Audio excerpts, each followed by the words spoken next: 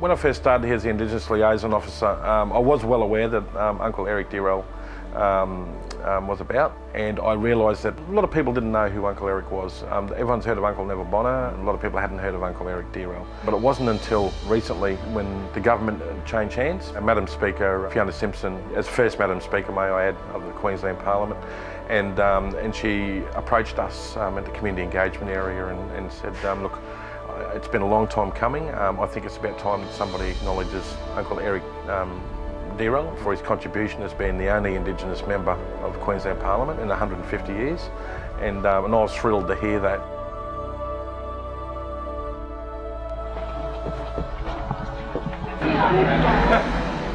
Long time no see.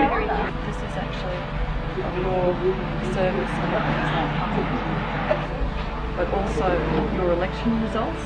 The Queensland Indigenous Parliament we hold every year. With your permission, we will announce this today.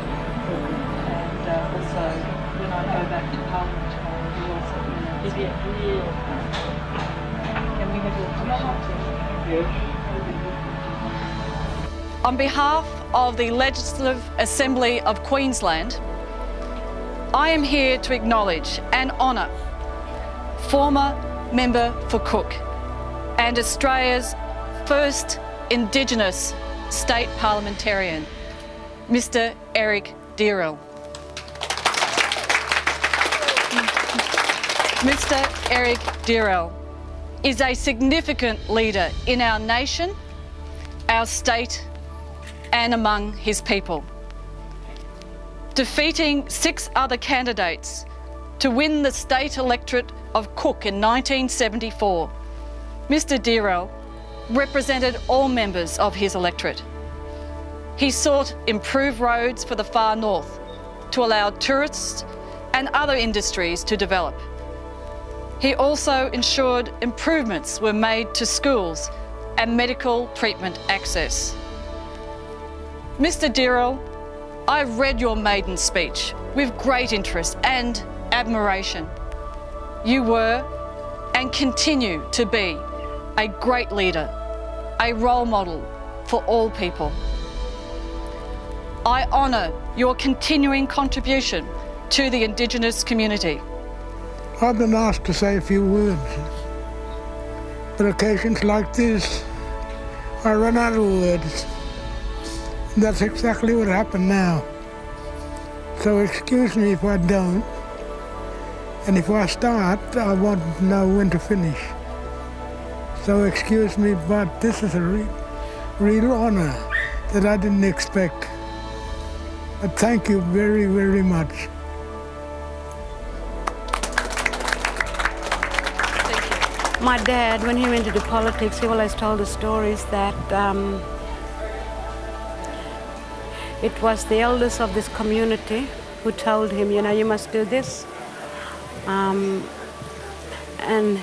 he thanked the elders for, you know, and their families now, the generations after that, for giving him that opportunity, for being who he is now.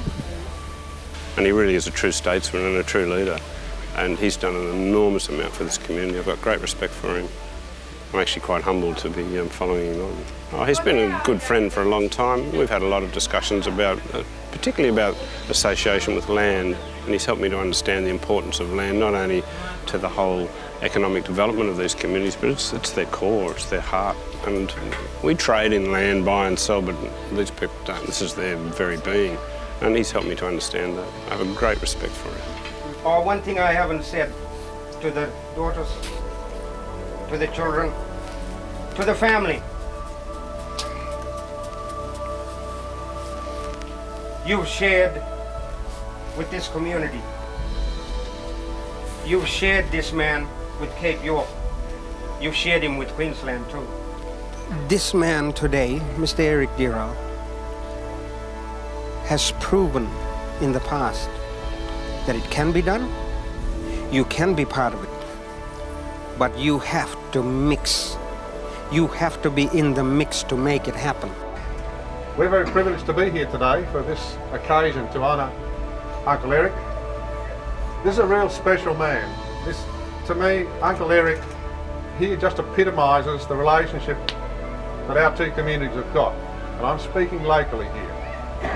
Uncle Eric's lived in Cooktown for quite a long time now. Now he's living back out here. Wherever he goes, he contributes.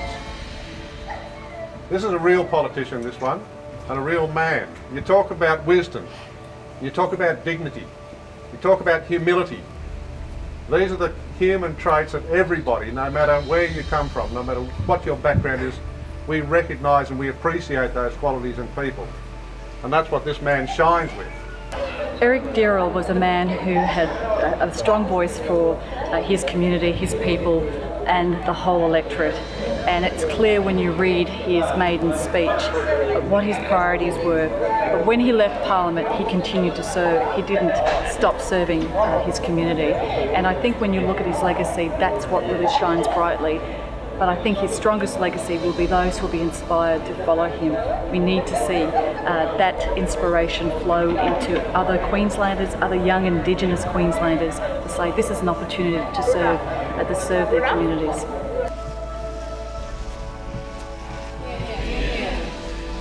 For this sitting, I respectfully acknowledge the traditional custodians of the land upon which this Parliament is assembled. Today is an opportunity to honour the past and to let that example help us build towards a bright future. Therefore, it gives me great pleasure to officially open the inaugural Eric Deeral Indigenous Youth Parliament.